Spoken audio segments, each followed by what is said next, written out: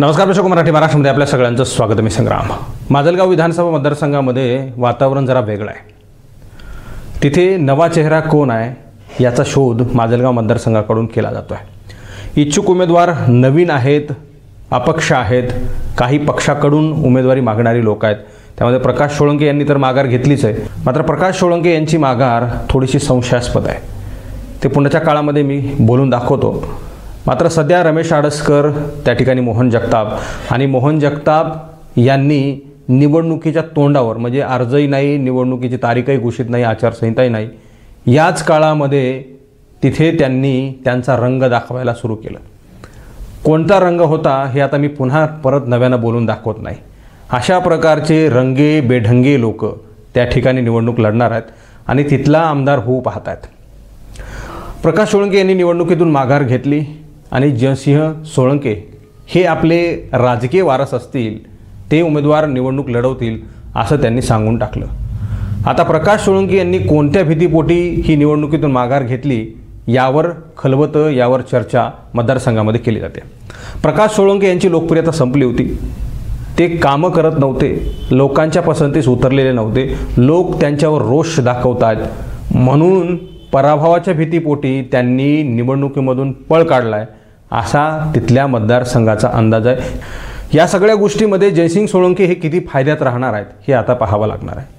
कदाचित प्रकाश सोळंके यांना तुम्हाला उमेदवारीच नाही असं पक्षाकडून सांगितलंय की काय असा संशय यायला लागलेला आहे. तशी कुजबूज आहे. त्याचं कारण असं आहे की काल जी अजित पवारांची सभा माजलगाव मतदारसंघामध्ये झाली, माजलगाव शहरामध्ये झाली, त्या सभेमधून काही वेगळेच उद्गार निघालेले आहेत. अजित पवार वेगळंच बोललेले आहेत, पालकमंत्री धनंजय मुंडे वेगळेच बोललेले आहेत. अजित पवार गटामध्ये पालकमंत्री धनंजय मुंडे हे अजित पवारांनंतरचे ज्येष्ठ नेते मानले जात आहेत आजच्या घडीला, आणि ते जे बोलतील त्यावर शिक्कामोर्तब होऊ शकतं असं म्हणणं चुकीचं ठरणार नाही. त्याहूनही विशेष म्हणजे धनंजय मुंडे हे बीड जिल्ह्याचे पालकमंत्री आहेत आणि राज्याचे सध्या कृषी मंत्री आहेत. धनंजय मुंडे जे सांगतील ते उमेदवार जाहीर होतील असंच होणार आहे असं म्हणणं चुकीचं ठरणार नाही, वावगं ठरणार नाही. मात्र अजित पवार आणि धनंजय मुंडे यांच्या भाषणातून काही वेगळा सूर निघाल्याचं पाहायला मिळालेलं आहे. प्रकाश सोळंके हे राष्ट्रवादी काँग्रेस पार्टी अजित पवार गटाचे सध्याचे विद्यमान आमदार आहेत खरे, मात्र त्यांचा पुतण्या जो अजित पवार गटाच्या उमेदवारीवर राष्ट्रवादी काँग्रेस पार्टीच्या घड्याळ चिन्हावरच निवडणूक लढणार आहे असं त्यांनी ठरलेलं आहे. मात्र त्यांचीच उमेदवारी जाहीर होणार नसल्याचं स्पष्ट झालेलं आहे. हे मी म्हणत नाही आहे, मी माझ्या स्वतः मनाचं सांगत नाही आहे.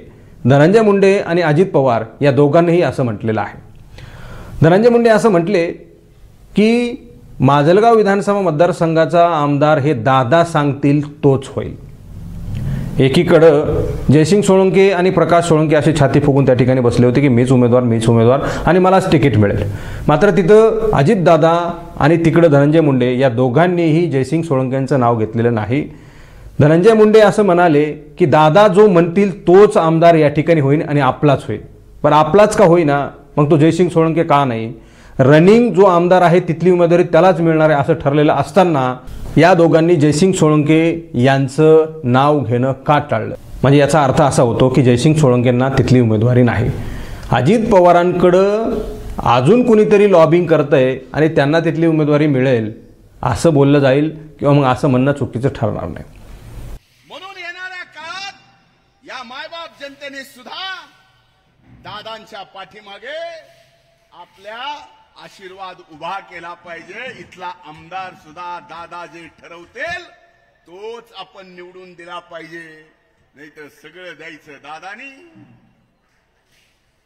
आणि न देणाऱ्याला घेण्यानं देण्याची मत जायची. ज्या मराठवाड्याच्या भूमीमध्ये, बीड जिल्ह्याच्या भूमीमध्ये माझ्या माजलगाव परळीला सांगायला आलोय की बाबांनो, उद्याच्या काळात तुमच्या मतदारसंघात एक तर घड्याळ तरी असेल, काही मतदारसंघात कमळ असेल, काही मतदारसंघात धनुष्यबाण असेल. आमच्या महायुतीच्या ह्या 3 खुणा आहेत. आपला मतदारसंघ हा राष्ट्रवादी काँग्रेस पक्षाचा आहे. अजून आम्ही सगळेजण बसून तिकीट वाटप केलेलं नाही, पण होईल. आपला मतदारसंघ आपल्यालाच मिळेल, त्याबद्दल काळजी करू नका. आणि त्या पद्धतीनं गेले 4 टर्म जे आमदार प्रकाशदादा आहेत ते असतील, बाकीचे वडीलधारी असतील, ज्यांनी पक्षाच्या करता अनेक वर्ष काम केलंय, त्या सगळ्यांना विश्वासात घेऊ, तरुणांना पण विश्वासात घेऊ, कारण तरुणांचं रक्त हे सळसळतं असतं, उत्साह असतो, काहीतरी नवीन समाजाकरता करण्याची जिद्द असते, चिकाटी असते. तिकडं अजितदादा सुद्धा तसेच म्हटले की या ठिकाणी जो उमेदवार होईल, जो कोणी आमदार होईल तो आपलाच होईल आणि आम्ही सगळे महायुतीतले लोक बसून उमेदवार ठरवू, असं अजित पवार म्हणाले. त्यामुळे जयसिंग सोळंके यांची उमेदवारी फिक्स आहे असं अजिबात नाही. तेच उमेदवार असतील असं अजिबात नाही. कोणी उमेदवार असू शकतं, कुठला नवा उमेदवार असू शकतो. म्हणजे प्रकाश सोळंके यांनी तर माघार घेतलीच आहे, मात्र जयसिंग सोळंके सुद्धा तिथून निवडून येत नाही असं जर त्यांना वाटत असलं, त्यांचा सर्वे कुठला अंतर्गत सर्वे किंवा मग काही त्यांच्या पदाधिकाऱ्यांनी ग्रामीणच्या लोकांनी जर माहिती त्यांना दिली असली की जयसिंग सोळंके सुद्धा निवडून येत नाहीत, मग त्यांनाच उमेदवारी कशासाठी, जागा कशाला खाली राहू देता, दुसरा कोणीतरी माणूस एखादा शोधा किंवा मग हा घ्या माणूस, असं म्हणणारं कोणी आहे का हे आता शोधलं पाहिजे आणि हा चिंतनाचा विषय आहे. प्रकाश सोळंके, जयसिंग सोळंके यांनी याच्यावर आता विचार करावा की त्यांना उमेदवारी मिळणार आहे की नाही. त्यामुळे येणाऱ्या काळामध्ये जयसिंग सोळंके की इतर कुणी हे आता पाहावं लागणार आहे. अजित पवार गटाचा उमेदवार कोण असेल हे आता पाहावं लागणार आहे. या सगळ्या गोष्टींकडे मित्रांनो तुम्हाला कसं पाहावं वाटतं, याबद्दल तुम्हाला काही म्हणायचं आहे का? काही तुम्हाला या सगळ्या गोष्टीबद्दल काही माहिती आहे का? अंतर्गत काही गोष्टी माहिती आहेत का? मतदारसंघामध्ये काय चाललं आहे, या सगळ्या गोष्टींवर तुम्ही कॉमेंट बॉक्समध्ये प्रतिक्रिया द्या. हा व्हिडिओ तुम्हाला आवडला असेल तर जास्तीत जास्त शेअर करा.